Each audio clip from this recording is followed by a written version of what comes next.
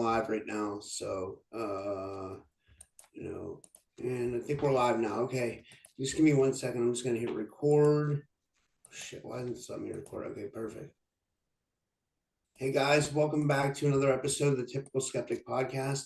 I have a really good friend with me today. I have with me back. It's been a while since we did a show together. I have with me IndigoAngel.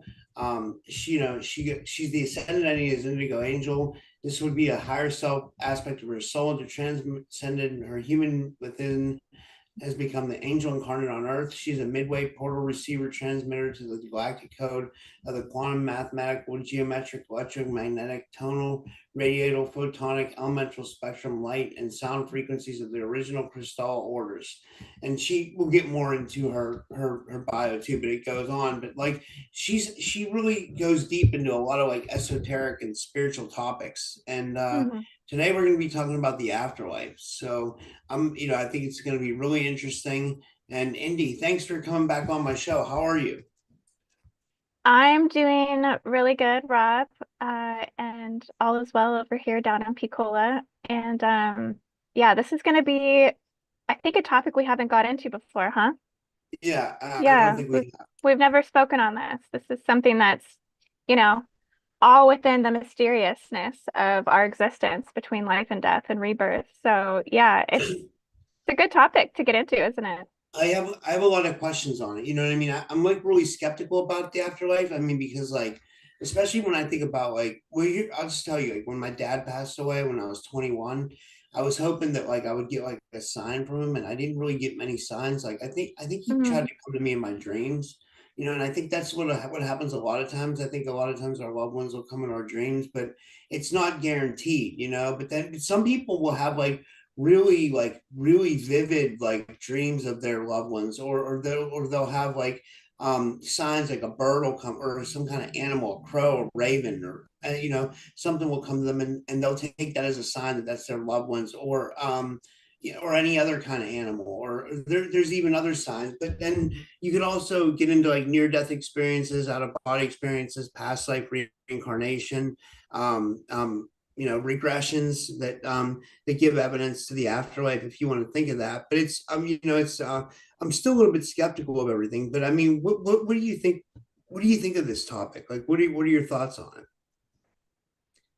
I think if you don't receive a lot of contact, post their departure, that they are definitely going where they need to go. I think it's almost even more reassuring, because I think when they do reach out a lot, it can be a sign that there might be some soul entrapment, within where they have lived or resided. They could be entrapped in multiple dimensions within the home in which they resided. So it may be that they need deeper clearing and deeper releasing to actually go on to the next phase of the soul purification and cleansing processes in which happen in the seven higher heavens. Um, Also within what could be deemed as purgatory or even what is deemed as hellfire as well, because there are these different levels in the afterlife in which are serving one's evolutionary processes to full transfiguration or full return to source, or going back into the reincarnation process, which is what a lot of us here actually do. Was we come back where we due to certain choices that are made in this life and certain decisions at the point of death, it definitely dictates, with the heart very much so, in what happens with the soul after it parts and passes. So it's really different and unique for everyone's journey. But I think the ultimate message that I have about it is that the afterlife doesn't serve eternal damnation, in which the religious Templars ultimately teach. This is definitely a deep archon deception strategy. This is definitely how they enslave people in the afterlife in reincarnation matrix traps that basically serve the feeding of loosh, which ultimately serve, all of the negative and fallen aspects of humanity, which is ultimately a program that runs that is working on that enslavement behalf. So ultimately the goal is to get people to understand that there's no fear in death as much as we think there is, so to speak. Well, I have a question about that. What do you think like about like the people who like in the like there's someone like you call it like the new age or in the spiritual communities who say like we're like that we have like that we're living in a soul trap and that life's like a prison planet and stuff like that. Like, do you think that's just kind of the way they're looking at the way that they're choosing to look at like reality? And they say that like the light at the end of the tunnel is like a trick. Like, do you have any opinion on Yeah. this? And does that tie into your afterlife theory? Yeah, absolutely. I definitely have heard that. Um, and honestly, I don't have an answer for that particular theory as if, we go into the light that we're being harvested and trapped. I think it's a little bit more intricate than just whether we're going into light or whether we're trying to veer off at the point of passing and go somewhere else. I think ultimately we really have to trust in our heart and the processes of death in which serves the soul's evolution here on this earth, that we shouldn't necessarily fear this entrapment, enslavement. I think the point is to actually be biologically activated to ascension in this life, because that process in itself is to become awakened, to become more soul embodied. Um, the processes of ascension and ascension and even descension are serving ultimately the purpose of the afterlife. It is to consciously start giving the soul choices in this life that is now conscious, it's now recognized, so that way they can make better choices in the afterlife. So a lot of people that maybe haven't woke up to ascend in this life, they're going to have less conscious awareness at that point of death than somebody who has woken up to ascend, therefore having more information in terms of how these things actually kind of work, so that way they make better choices in the afterlife. But yes, I do feel there is a form of soul entrapment that is happening. It's called a phantom black heaven, and it's Templar trickery of harvesting loose of the soul.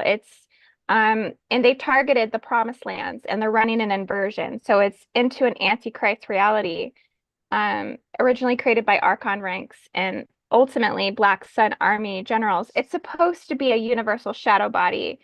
Um, and I do feel if you don't decord the enslavement to the Templar systems in this life, that yeah, you are kind of subjugated back in through reincarnation. But reincarnation is also something that also is evaluated in the heavenly cycles as well. I don't think it's only in forms of trickery, it's also in um what the heart desires in this life. The heart is the ultimate dictator of this. It really truly is. Healing, this is why healing is so important. This is why forgiveness of the self, forgiveness of where you've abandoned yourself, forgiveness of the quote unquote sins that you've committed in this life, which is just transgressions against divine law. Okay, so maybe something you've done has gone against some sort of transgression against divine law, but that's also according to your own internal moral calibrator, so to speak, or your own moral compass that the Oversoul ultimately dictates by visitation into the heavenly realms in the living. This is what's kind of happening.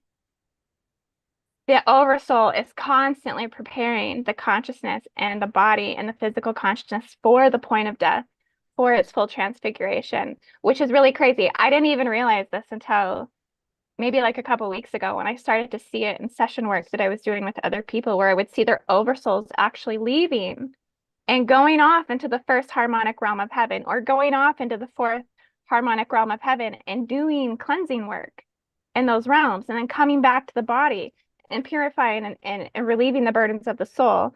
Um, so it's the oversoul that ultimately dictates the moral compass according to heavenly virtues and heavenly guidance and counsel.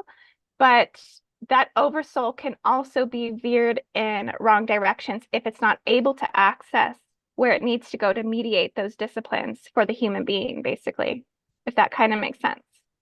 So what you're saying is we're constantly being prepared for death? Yes, yes. We are constantly being prepared for it in every moment of your waking life. That's what's so crazy about it. Um, some people have more ability to do it, you know, with their psychic and into abilities and psychic intuition and all of this, and their awareness around it. Okay, even starseed consciousness in itself. So let's say, me and you are starseeds, we're light workers, we're empaths, we're expanded. So me and you actually are consciously accessing the first realm of heaven all the time because we have celestial contact. All the heavens and the stars are ultimately make up the first realm of heaven, and all of the energies that reside within that, it goes like 500 light years into the firmament and even beyond. It goes beyond. But there's access points and gateways to it even on this earthly plane. There's actually specific locations in which I've determined in terms of Gridwork that you can access the portal gateways to the seven higher heavens and seven harmonic realms, Wait, which, before you die, you can access these like right now, you're saying. yes, yes, Can you talk about that? That's really interesting. I know, right? That is really interesting. Like that's It's like it's like yeah, that's yeah, I don't even know what to say. Like so like how does one prepare for this, or how does someone access these higher realms? Like, and is it good to access these before we obviously before we're prepared? I guess we're in this constant preparation for death. So is it good to like try to transcend these dimensions now or something like that? Does that make sense? Yeah, it's definitely good to have your focus around your ascension in this life and be very aware of the internal spiritual journey and soul evolution process that's happening in this life. I mean, it's okay to tune out and go live your life, but really the ultimate focus should be your ultimate connection with source. And developing that because, yeah, this is what's dictating the choices. If because we go through what ego deaths, we go through the dark night of the soul, we go through all of these processes which are mimicking the death process in itself. They are preparing the soul for what the death process will ultimately be. So even if you're going through an ego death right now, that's preparing the soul for death in the afterlife. It's it's about surrender. It's about letting go to what the ultimate, flow of what the universe has designed for you. But um, yeah, there are many realms within the seven higher harmonic realms. It's all about a cleansing and purification process of the soul. So when someone dies, what happens is all of the energy in the body, like we all think it accumulates up to the pineal, but there is a process in it that in which accumulates to the heart first. The heart is ultimately granted a wish. There is one wish that comes in. It's almost like a universal force that comes in and grants a wish on the heart. The heart knows in that moment what that's going to be because the heart holds all of its truth and it's knowing at that point. It makes a decision. For some people, what the reincarnation loop cycle is about is because at the point of death, it's often that my loved ones are taken care of. The people that I loved in this life, right? This is what matters to me. So because of that, there's like a ticket that gets issued up to the angel of death that goes, all right, well, we're going to put you into a reincarnation cycle because this is your wish. And in order for this wish to come true and for this best interest to be served at this point in life, you're going to go back and you're going to come here and do this again. So um it's really about what the heart desires at the point of dying. So our focus in this life ultimately should be about cleansing the heart of its convictions. If you hold a lot of heart convictions, a lot of self-judgment, a lot of condemnation, which is what the Templars have ultimately served, right? Is to condemn the soul in persecution and martyrdom and persecution, all of these things. So because the controllers of the earth know that if the soul holds condemnation at the point of passing, then it will then have to go through a deeper, more rigorous level of soul processing, and most likely will have to reincarnate back through its cycles. So the process of ascension serves to release the conviction of the heart, release all of the judgment against divine law transgressions. So that way, when it passes, again, because the balancing of the scales with the ancient Egyptians, right? How they held the scales and their weighing of the heart, that's a real thing. It is a real process that happens. The heart has to know what it wants according to those measurements. And so your choices in every moment of your death process will dictate where you end up in the afterlife. And you can remain in an eternal heaven. You can remain in a celestial paradise. You can remain You can be in a purgatory. You can literally go down to hell, which is ultimately just realms of fire. It is not to be endless torture and suffering on the soul, like the Templars allude to, the biblical scripture alludes to. Okay, this comes, and we have to remember everything that's come through the biblical scriptures about the rapture and about Judgment Day, it is channeled through prophets in which is man's perspective. So ultimately, these books aren't the word, they aren't the true light language of God, right? So it's encapsulation and enslavement of the soul through fear, through the wrath of God fear program, which ultimately comes from the fall of man program, which ultimately was seeded at the time of Atlantis to enslave humanity into soul entrapment and reincarnation matrices that are serving the prison system, which is just the physical pain of the physical body. Um, it's all alleviated and reknown again in the time of full transfiguration of life and death. If I'm making sense, I feel like I'm just kind of rambling, but it's No, I got a question though. Can we decide at the point of death, like, does the oversoul making the decisions for us, or do we ultimately have the decision at the end of our life? Like, and it's not a trap or like an archonic thing, or is it like, is it our choice to say like, hey, I'd like to either come back to Earth or I want to go somewhere else? And like you said, like go in like the celestial realms, or like, or do we get to go to another planet? I mean, from what you've been able to kind of ascertain, like do we have a choice in the end? yes. Yes, I believe that we do. I believe we're asked a question at the point of death. Okay, we're asked one, we're granted a wish for these for serving this life. We are granted a wish. We are granted a wish of the heart. And so whatever your answer is at that point, when you go in through the DMT, right? And you're going through all that, that dictates what the afterlife is going to present to you. For some people, they have to access different levels of the heavenly soul purification cleansing processes. Maybe you can Google right now, seven heavenly realms or images of the seven heavenly realms, and I can explain what each one kind of serves. Yeah, hold on, let me look it up. Let me see if I can. So images. Hopefully something good will come up of seven. My I computer showed is one by Michelangelo the other day on my channel. It was, I mean, it's not like the most detailed picture, but it was pretty good. So really this entire design of this earth is designed to evolve consciousness.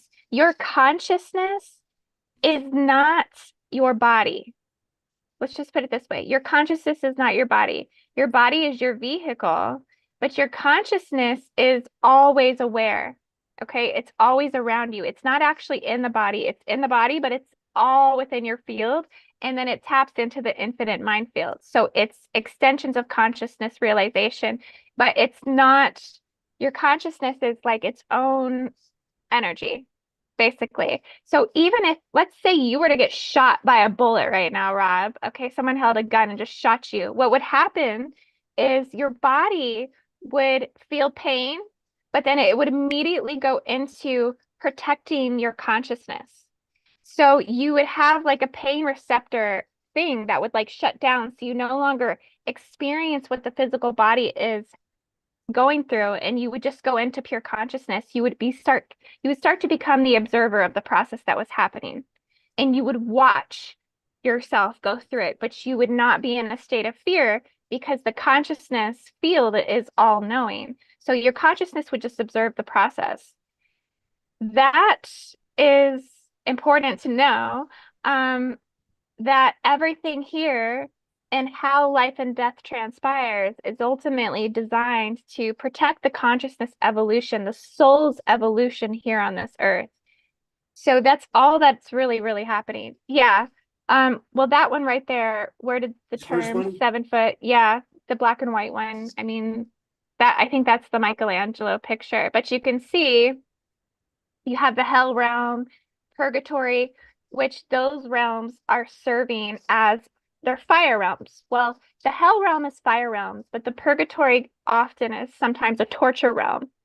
Okay, it's for souls that get kind of stuck between the midway portals, basically, whether like maybe they had a really, really, really hard incarnation where there was a lot of suffering, there was a lot of torture, there was a lot of unwillingness to surrender to change, there was a lot of unwillingness to adapt to something new or to evolve the soul. So a lot of these souls get entrapped in purgatory, but it's not eternal damnation.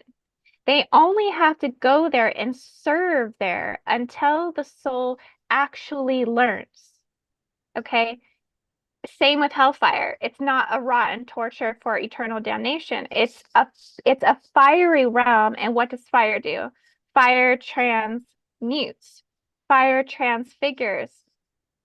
It changes, it radically changes, and then the soul rises from the phoenix.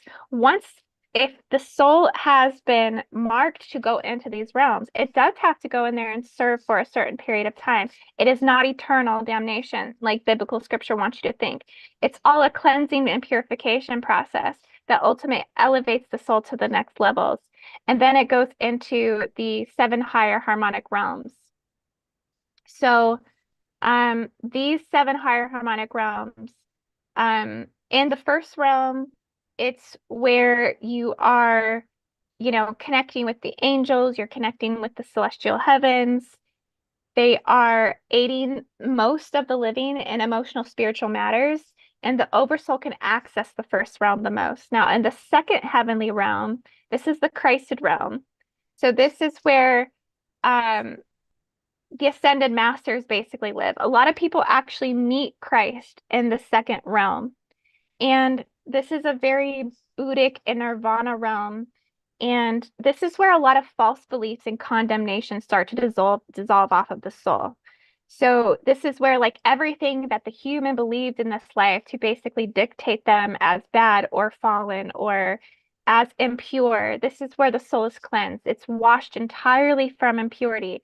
Every soul that comes back in to incarnate, whether they reincarnate back into this cycle of life or whether they go off and become source again, or whether they decide to eternally live within a heavenly realm, will go through a deeper purification process.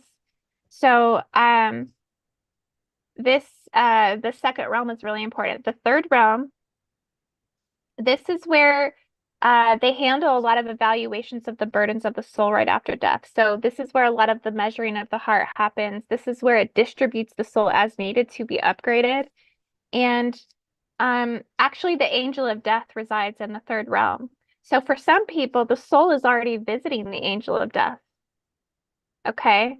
The more that the soul visits the angel of death and actually goes to this realm to weigh out moral conduct, it's because it serves to keep the soul mostly good throughout their life. So people who have really strong integrity, most likely in their sleep time, their soul is going to the angel of death. The angel of death dictates your morality code in this life. What does that mean? Like, can you explain more? Like, what do you mean by that? Like, what, you know what you're trying to say? Like, what is it? Yeah. Well, because your moral integrity is dictated by your future prediction, your future wisdom of what you will become when you die, right? So Yeah. it's not a fear thing. It's not controlled by fear, but it's controlled by the morality measures of the heart in which converses with the angel of death. The angel of death is what's giving the moral conduct to the oversoul to dictate and keep that person mostly good throughout their life so they're not committing transgressions against divine will, if that makes sense. Yeah. It's literally, I'm speaking with certainty just because this has all come to me through vision. It's all come to me through working with other people's oversouls and watching where their souls are going and what they're doing. Um, do I have the total answer to this? Absolutely freaking not. Okay. No. But I've had like a glimpse of it, okay? And so the moral conduct, the moral code of someone's integral field of what they deem as good and bad is ultimately dictated by their visitation with the angel of death. So it's it's The more that the soul visits the angel of death, it's showing good effort indeed of the soul. So it's reminding, again, the oversoul to remain straight on their path and to um, have good measurement of the weight of the heart. So that way, when the soul is distributed at the time of death, it goes to the appropriate places. Then you have the fourth heavenly realm, and this is where the angel of tears resides. It's kind of like an abode of mercy that flows into the river of paradise. This is where souls go to clear the deepest suffering in this life, grief, loss, toughest life lessons. Um, this realm actually cleanses the pain from the soul. So when someone dies, they go into this realm, cleanses the pain from the soul. And this is where a lot of the deepest record keeping is held for the deepest life review. So this is where a lot of cleansing happens. So someone who maybe went down to serve hellfire or purgatory will go up to the fourth realm to cleanse the grief from that pain away. That's interesting. Like, I was, yeah, like, Yeah, well, just put it this way. Everything in the afterlife is designed to evolve the soul in the best way possible. Nothing in this realm on earth was built to torture and to equate to eternal damnation. It's all to evolve the soul. Um, the fifth realm, the fifth realm is like a super heavenly realm. And so someone can stay in this realm forever if they want to. It's eternity. It represents eternity and immortality. And it's a lot of good deeds and purity to access this realm right away. So if someone lived a life of true devotion to their purpose, to their mission, to who they were, to good deeds in their life, they will get granted access to the fifth realm right away. It's one of the highest source realms, but it's not the highest. In this realm, it will also compensate the soul if they had a lot of loss and hardships in this life and also chose to be eternally good in this life, regardless of those things. So there's like redemption. The fifth realm is a redemption realm. And then the sixth heavenly realm is where there is the repetitive cycling of birth and death. So a lot of people go into the sixth realm to recycle again through. Usually this happens to souls that never had a lot of direction and purpose in this life. They'll recycle back through the sixth realm. Because if you don't find your purpose in this life, you go back into the recycling system. For sure. For sure. Because it is about finding your purpose. It is about serving the greater good. It is about serving the highest levels of humanity. It is about being on the path of ascension and being a way shower. If someone doesn't find that and they've served the self, they go back into recycling. It's because the soul didn't evolve.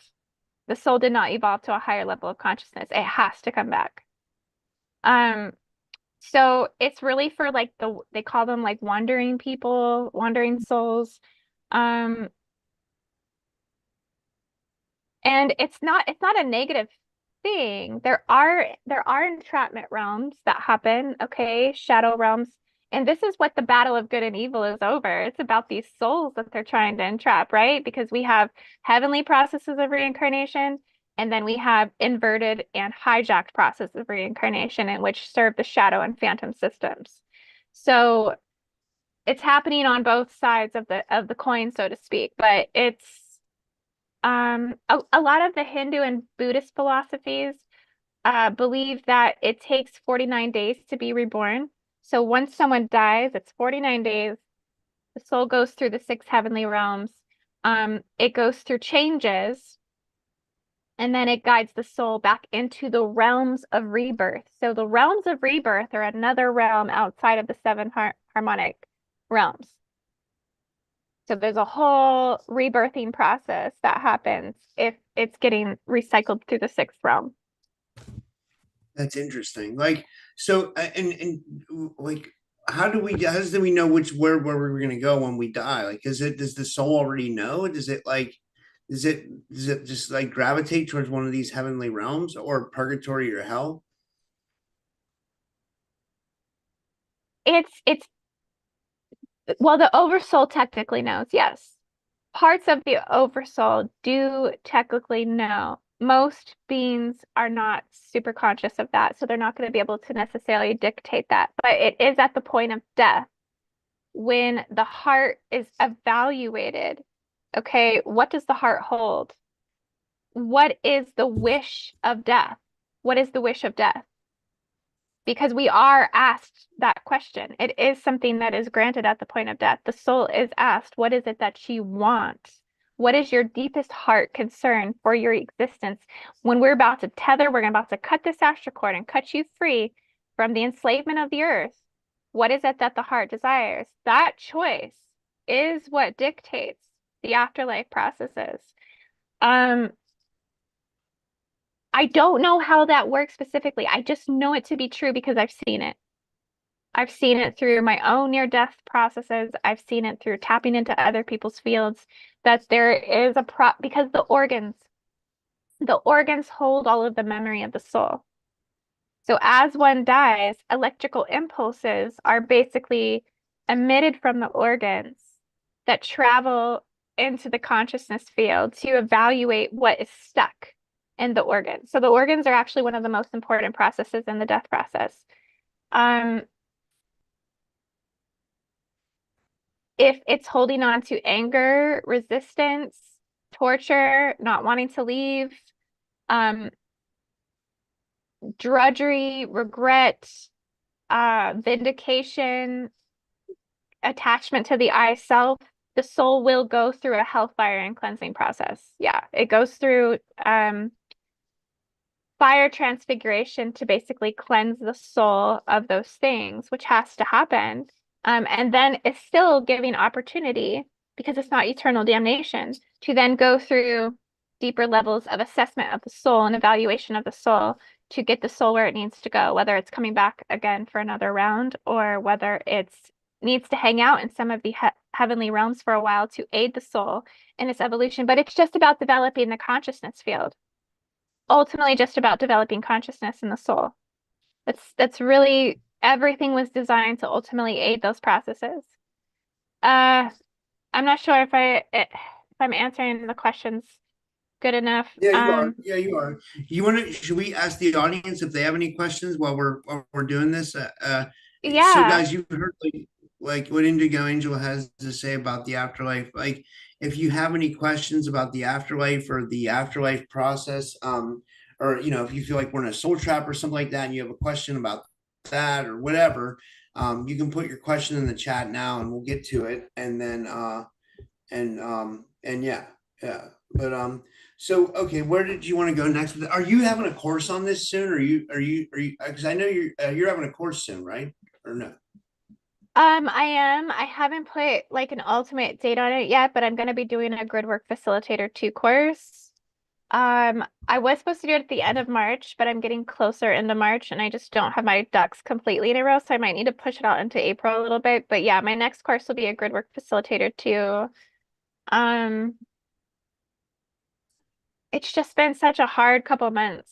Like February has been such an ass kicker. Like I've been in a pressure cooker, Rob. Like I've been um surviving just as everyone else has, I think, through some of the tumultuous energies. And so I want to get back into coursework. That's the next goal. I love doing coursework. I just did the Goddess Spirit Warrioress boot camp where we discussed a lot of the battlefield and what this purgatory realm ultimately is about, and also with the 3D, how it's serving the light and dark, the duality, the challenges of this existence, how to navigate spiritual warfare. We just wrapped up a course on that, which was a very good course, a super successful course. Like, I mean, so much good feedback from that course. It's just crazy. You did Um, that with Marguerite, right? Regaglioso. Yep, it was amazing. Super good. But definitely brought on a lot of changes right after that course. I was super expanded in those teachings, and I got to realize that it was making some catalyst movements in my life just from participating in that. So a lot of expansion and growth has taken place. But yeah, Gridwork Facilitator 2 is next. I'm going to be talking about planetary defense systems, planetary modification technologies, and weapon systems. I'm going to be talking about how to Gridwork facilitate, how to manage your own groups, and how to host remote sessions. I give lots of tools and technology and homework assignments. And I mean, I'm like a real teacher. I'm like, here's your homework, all that stuff. So It's cool. it's, yeah. I have to I have to pull this up on my phone because hold on, I can't see they got questions because my YouTube screen. Okay, so we have a lot of questions. Wait, let me go Okay. back. Hold Let me on. look too on mine because I can't see either. Yeah.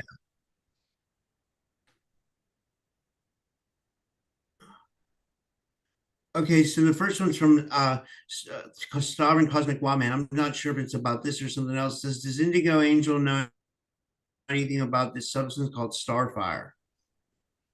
Do you mean Starfire Gold, Sovereign Cosmic Wildman? I think that what he means by that is like Starfire Gold, monatomic gold. I don't know if that has what to do with what we're talking about, or that's the only thing I know that was called Starfire was Starfire Gold.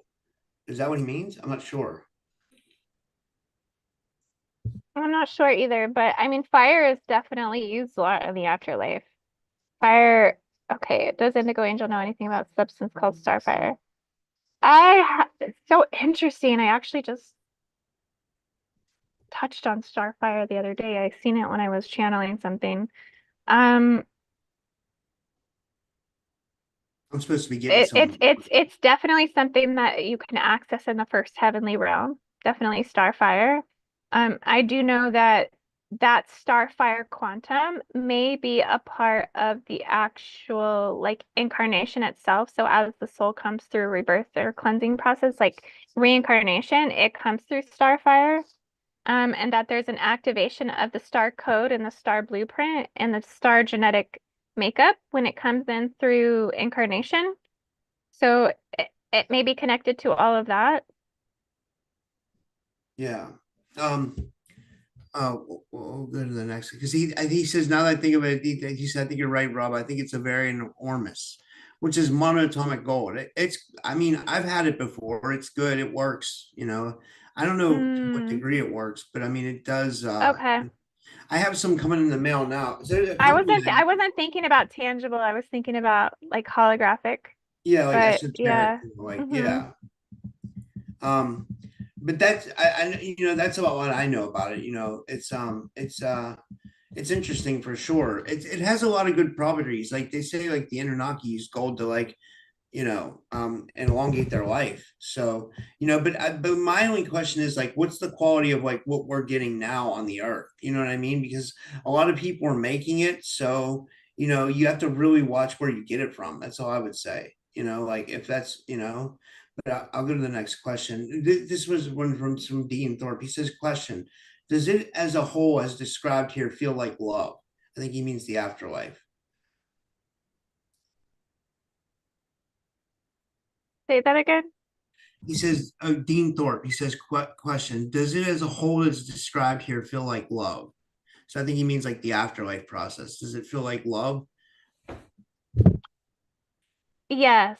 It feels like the most merciful, the most compassionate, the most understanding, and the most acknowledgement for what the soul needs. Like it's ultimate divine justice of your heart. Like it's everything in the afterlife was designed to just purify and cleanse the soul for its next processes. Everything is serving our best interest here.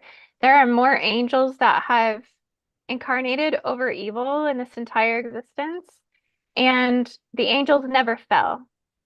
The angels have never fallen. This is like a huge psyop in the fall programming that, oh my gosh, I want to blow the lid off of this as much as possible as soon as I can. How much is detrimental in the Judeo-Christian philosophies of things, and that the angels fell. Everything that was designed in this realm, in this life, was already designed accountable to its blueprint. So angels, Satan, Lucifer, jinns, all these beings that supposedly fell for disobeying God, okay, again, that should be an indicator right there that there's trickery in this. Because love is God is love, right? God is love. So there is no wrath, there is no disobeying and their punishment. There is no punishment. Punishment is also a falsity of the fall program. Okay, condemnation of the soul, crucifixion of the soul. Um, this is not what the afterlife is about on any level. It's about cleansing. It's about soul clearing, soul uh propagating the soul through light, through divine love and getting it to where it needs to go. Everything is designed to be benefiting us. So, That's interesting. That's interesting. We got to get into that. We got to do a whole show about like how the you're saying that the fallen angels is a psyop. So like, what do you think yeah. happened then? Like, do you think they just never?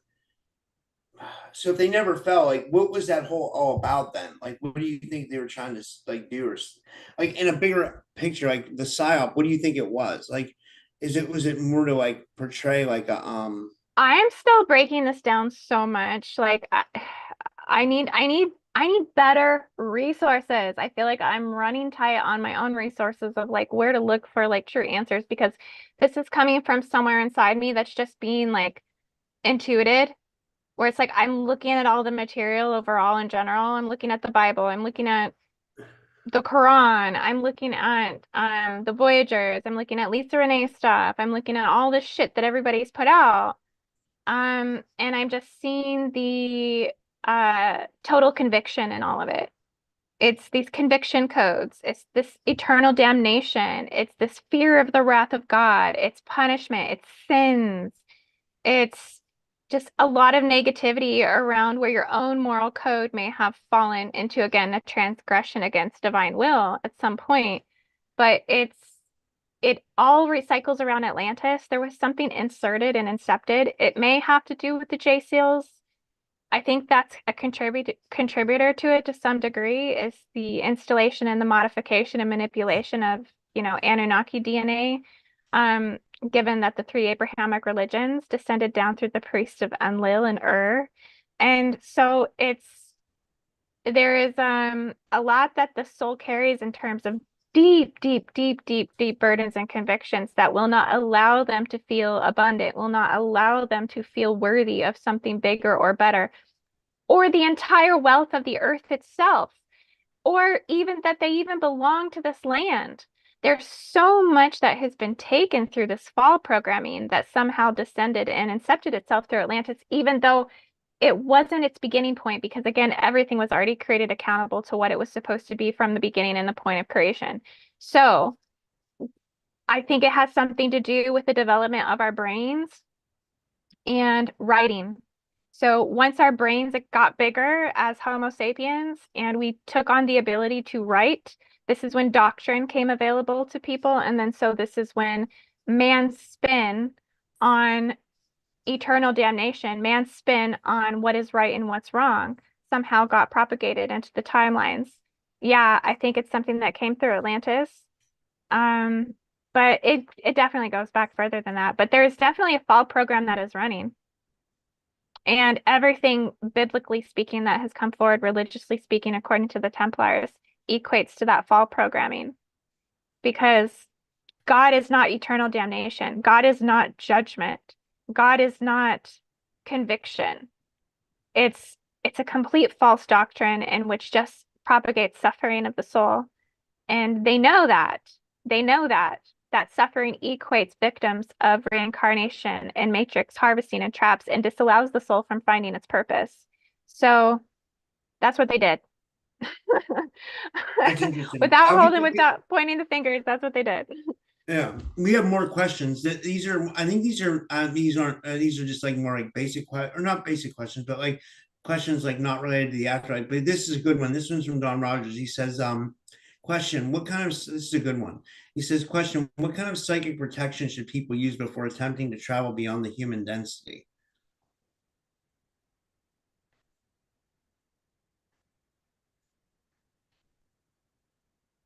It just depends what that person is most commonly dealing with.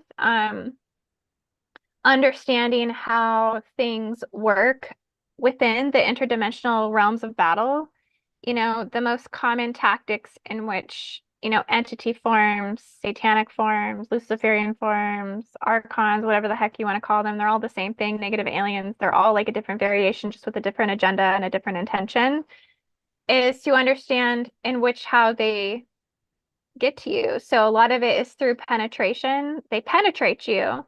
And then once you're penetrated, there's often something that they bind to in terms of a weakness aspect in your field, so a weak point in your field. And if you can identify your weak points and heal those weak points, that's going to protect you the most with interdimensional activity, travel, allowing it in. But here's the thing, you're subjugated to it whether you're consciously accessing those realms or not, whether you're consciously going into the interdimensional and higher or lower density, higher or lower astral or not, you're going to be subjected to it either way. You're in a constant state of confliction, resistance, and intruder threat according to lower fields or orbs of consciousness in which see you as a food source or which see you as something that's in the way of their food source. So it's really just about eliminating the fear, knowing that these things ultimately, they can't ultimately like completely like obliterate you. Like they can attach to you.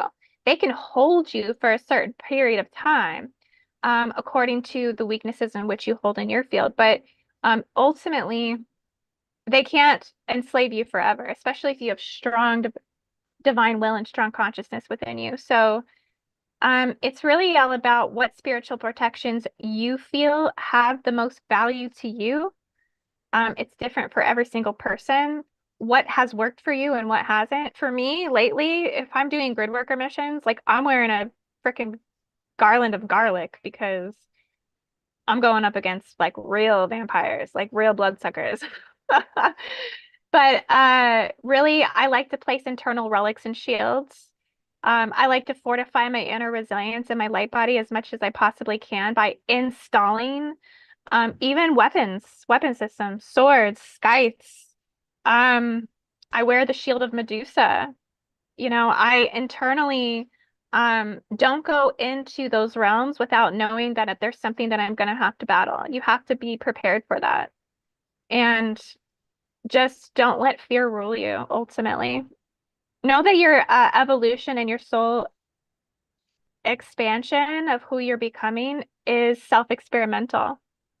So the harder you push yourself into interpreting the deepest, darkest densities and even the highest lights of the capacity of all these realms is the wisdom you're going to gain. So if you want wisdom in these fields, then just know that the experiences called forth will then manifest to bring forth that wisdom. You have to go through some sort of trial and tribulation and test to know your capacities in those realms. So just eliminate the fear and shield up and go into it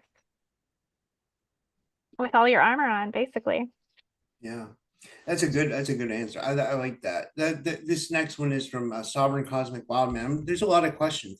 This one's different though too. He says, "What exactly was it that caused IndigoAngel to be attracted to Algeria?" And I think you explained this in past shows, but maybe he didn't hear it. So maybe it might be good to. But I thought it might be a good question. Yeah, no, that's a good question. Well, the North African lands are the birthplace of the original African Eve.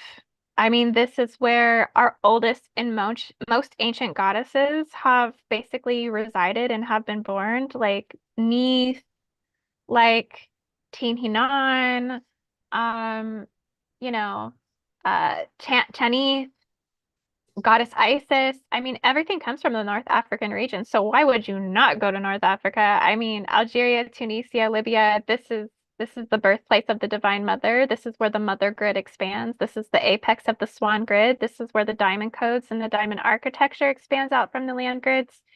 And so it's a pivotal location in our point of history in which defines Atlantis. There is no other location on Earth that I know of that um, equates the symbolism and the true history of Atlantis more than the lands of North Africa. I mean, we have the Atlas Mountains, you have the Gibraltar Straits of Hercules, and it's all there. Ancient Egypt is like the birthplace of all of this. So yeah, it's you can't get the codes unless you go to the land and get the codes from the land. It ultimately was about matriarchy. It was about bringing forward womankind on a whole new level. And this is why we have the stories of divine birth and just all of the divine priestesses in which serve even Christianity. I mean, Mother Mary, which is Goddess Isis. So it all comes from North Africa. Everything was taken. Yeah, I agree. This one's a good one. This one's from Derek Galloway. He says, question for Indigo Angel. In her opinion, what's the best form of physical body healing outside mainstream medicine? I mean, do you think it could be something like as easy as meditation, or would you go to a homeopath, I guess there's a lot of different things we could do, like herbs, there's all kinds of alternative stuff. Like, do you have a favorite thing in like what you do, or do you just kind of like go with what your body's telling you at the time?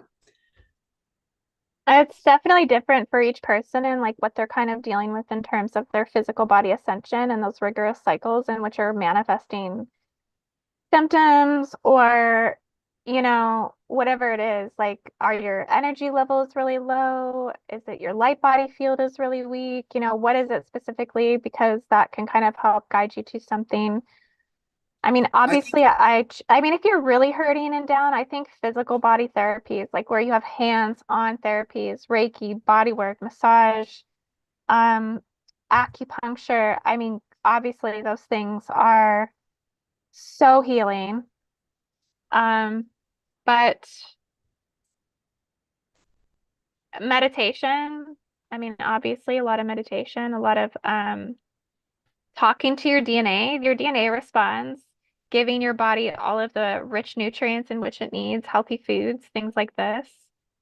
So yeah, there's a lot that goes into it for sure. I yeah. can't say what the best thing is because I think for me personally, vibrational therapies. So like toning, my personal thing is toning. I need to tone because I will get energies really stuck down in the lower chakras, and the only way to get them out is through internal vibrational release. Um, so toning and sound baths, things like that are the best for me personally. I love sound baths. I listen to a lot of sound baths on YouTube, like the ones where they play the Tibetan bowls. Is that the Tibetan bowl? You know what I'm talking about? I like those. Like those are those but okay, this is a good one here. This one's from Coral Karina. And she says, question, has Indy I say Indy, and she says, has Indigo Angel ever had a UFO sighting or seen a being or being face to face in the astral with your third eye? You know what you mean? Yeah. Hmm. Like Yes. Yes, I have. like you, Um, you see that kind of stuff all the time because you're kind of like going in between realms, right? Or something like that. Like you're seeing a lot of stuff like in the regular time, but you're also in like parallel realities, it seems like as well. Or maybe I'm wrong. I don't know. That's what seems yeah. like to Yeah, me. no, I totally am. I have strong seer abilities, so I really just have to tap or tune into anything and I can gain somewhat access into something. Um, it just depends where I'm kind of at in terms of my own processes and how much of the veils are kind of released for details, for how much details I can get from things. But um, yeah, what was the question? Just have I seen yeah, I've seen light beings, I've seen grays, I've seen and I've seen it whether I'm in a like a lucid or a dreaming state. I've also seen it in waking states. I've seen grades being transmitted through people's fields into other people's fields. Um, seen primordial forms, attachment forms, entity forms that come in the forms of reptilians. Um, can see the genetic bonding of DNA modification and manipulation according to specific race lineage agendas. I mean, there's so much here with all of this. Like Yeah. yeah, it's never We've been ending. going about 54 minutes. Maybe we could take one more question. I just wanted to tell you that Melinda Crocker in the chat. She said, I had a session with Indigo. She's amazing, life changing. So that's really cool. That's from Melinda Crocker. And then so we'll do one more question. This is from Sovereign Cosmic Wildman. He says, what exactly are codes? Are they like embedded bubbles of energy with information that can be unpacked? Sort of, yeah. Basically, yeah. Codes, they can come in symbolism. They can come in light activation and upgrade in the body. It can come through actual like 010s, like codes that are running where you see like code recalibration or code transformation happening. It's kind of on which way the imagery or interpretation of the mind breaks it down, but it's where you're definitely receiving data, like seed packages of data that would help to build a bigger picture or ultimately bring in, specific spiritual information in which the soul needs or the soul has to recognize ultimately for the conscious mind to activate to something. But yeah, it's basically information. That's interesting. And I say maybe we just do one more. And he was a follow up to his question. He says, Sovereign Cosmic Wildman says, Indigo Angel. I'm just curious. Do you know what your numerological life path number is? Do you follow that kind of stuff? Yeah, I'm a 5. Oh, I think I'm an 11. Because I did my wait. I think I'm an 11. I think you add them up, right? You add up your day, month, and year of birth. So mine would be 1/11/1980. So that's 1 and 1 is 3, and then 1980, right? So wait, that's 10 and 8 is 18 and 3 is 21. And then you divide that by 3, right? So it would be 7, or how I can't remember how that goes. Like I know you add up your whole birth date, right? And then you divide it by something, and then you get a life path. I think you break it down to like the primary number. So, yeah, there's all kinds of birth life path numerological like decoders for free online. You could just put your birth date in, I think, and it just breaks it down to the primary number. So you add them all up, and then if you get a double digit number, then you add those two numbers together and you get until you get a single number. Yeah, that's But interesting. that wouldn't make sense because 11 would be 2 then. So I'm not sure how that's calculated exactly, but I just know mine's a 5 and it's a hard path number to have, to be honest with you.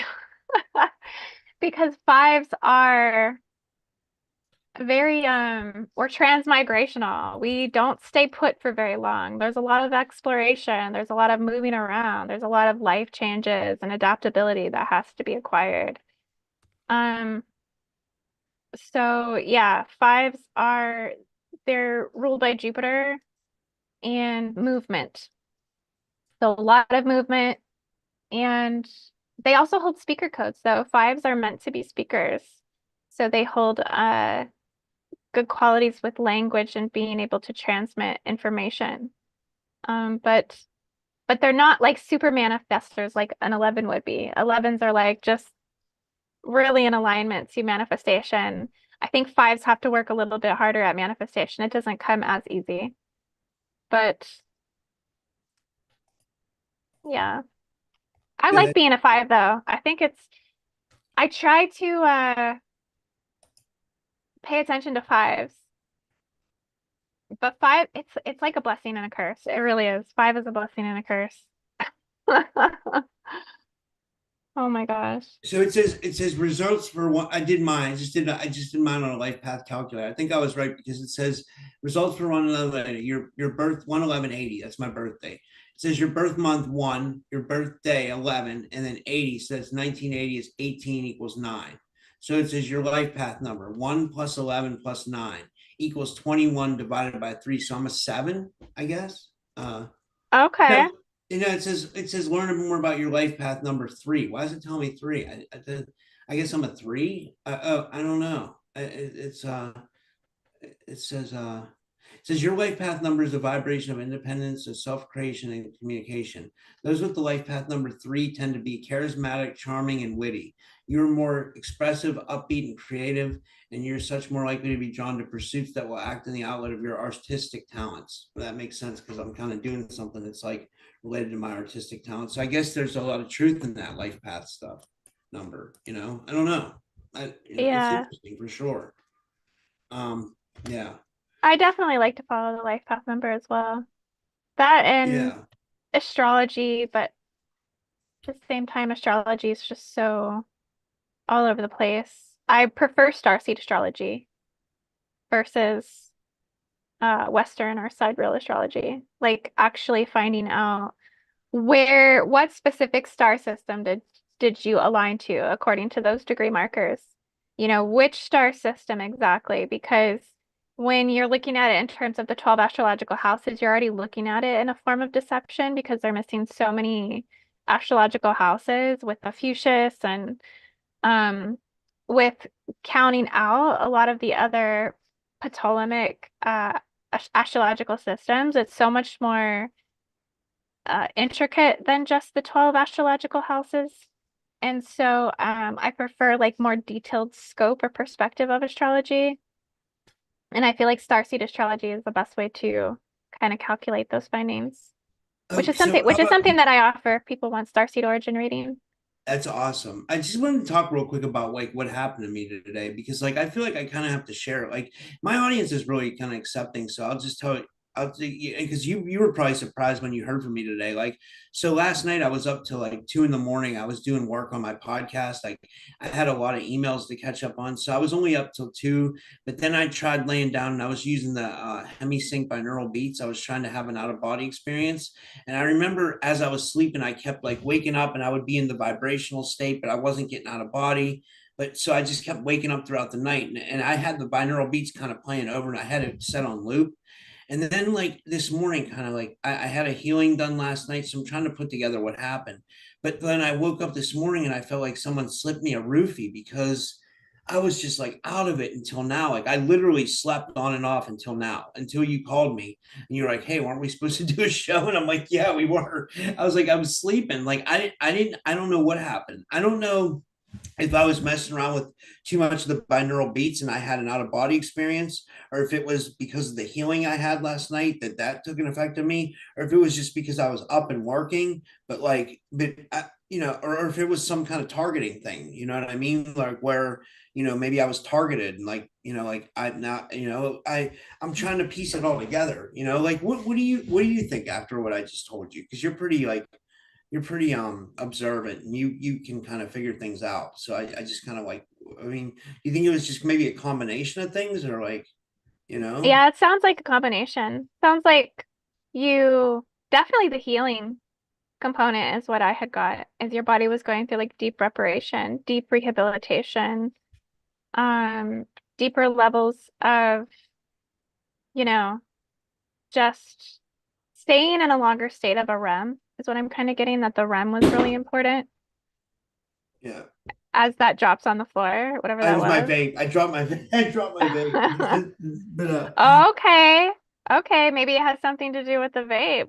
The body That's needing to that's what Rob repair. Castaldo told me. He told me he was like, you need to stop leaning over when you sit, which is something I always do. And he said you need to stop vaping. He's like, it's a combination of those things. I said, you're probably right. Like, what's because of what was causing me the liver pain or whatever it is. Like, I don't know if it's intestinal pain or pancreas or gallbladder or liver.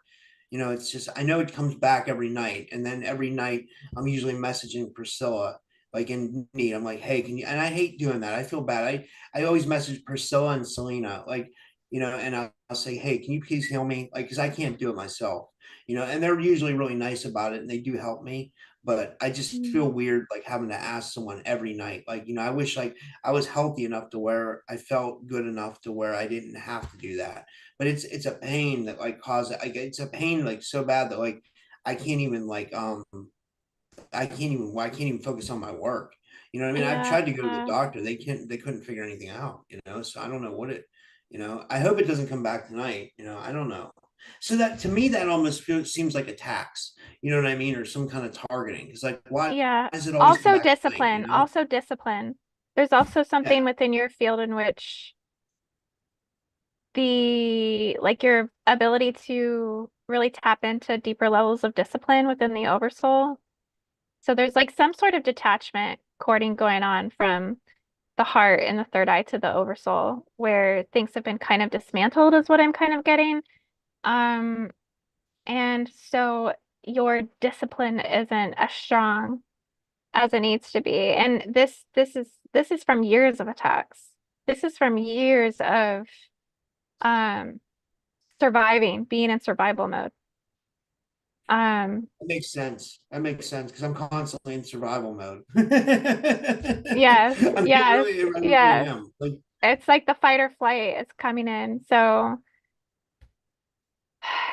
if you can get more grounded within that, the discipline can come in, which is yeah, really, really your higher divine masculinity, ultimately, that has to kind of step forward, um, and want to take more control over your own will, to want the higher and most better for yourself. Like, it's hard, it's tough because we're literally existing in a place where we're just being consumed like a buffet. But you can get there, but it would be hard to maintain it, I think, just because where you've been comfortable for so long. yeah, that makes Yeah. sense. Yeah. Is there anything you want to share before we finish up for today, or is like, I think that was pretty much it. Yeah, I mean, if anyone wants to do any session work with me, if anyone's had any near-death experiences or suicide attempts, I'm very, I guess, good at working with those kinds of things. Just my own personal life experiences, and then also what I've seen with just working with people that have a lot of trauma around that. So if anything like that, trying to get your soul recalibrated back into alignment, trying to heal any detriments on the seat of the soul in which had caused those suicide fragmentations, things like this. I'm really open to take session work like this with people because I feel like it's such powerful work, it's healing the soul is, I guess, what I live for, so to speak. So yeah. But those are custom sessions that I have. So someone might want to inquire first before just booking, just to make sure they get signed up for the right thing. okay, okay, Yeah. how can they sign up? Where do they go? Indigo Angel 222. IndigoAngel222.com. Yep. Okay. Well, thank you so much for doing this today, and thank you for getting me in gear because, like, I needed to. I have more shows to do, so now I'm. This kind of woke me up, and I'm ready to attack the day now. So, I'm you know, glad you got up, Rob. I needed it too. I needed to hear from you today. It was really good. So yeah, thank you. I'm glad we did this. All right, thanks everybody for tuning in, and I'll be back later out with another video. And thanks, Indy. I'll